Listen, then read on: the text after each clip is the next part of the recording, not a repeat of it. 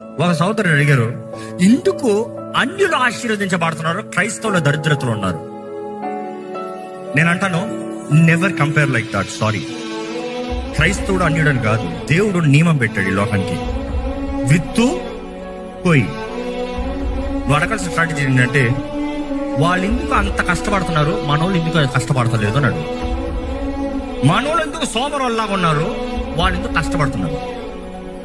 అన్యుడైనంత మాత్రం ఆశ్రయించబడతలే, కష్టపడేవాడు మాత్రం పైకి వస్తున్నాడు. దేవుడు సృష్టికి నియమాలు పెట్టాడు, నువ్వు ఏం విత్తుతావో అది వస్తావు. కష్టపడుతున్నాడు. మనోడేమనుకో, మనోడి సంగతి చెప్తాను, దేవుడు చూసుకుంటాడులే, పడుకో. దేవుడు చూసుకుంటాడులే, మొబైల్ కలుపుకో. దేవుడు చూసుకుంటాడులే, పిచ్చి ఆశాలు వేసుకో. దేవుడు చూసుకుంటాడులే, పిచ్చులు ఎక్కడ పడితే అక్కడ తిరిగిరా. దేవుడు దిగిస్తాడా? ఇస్సాకు విత్తిన ప్రతిదానికి 100 రెట్ల ఫలం అంట. You saying the unbelievers are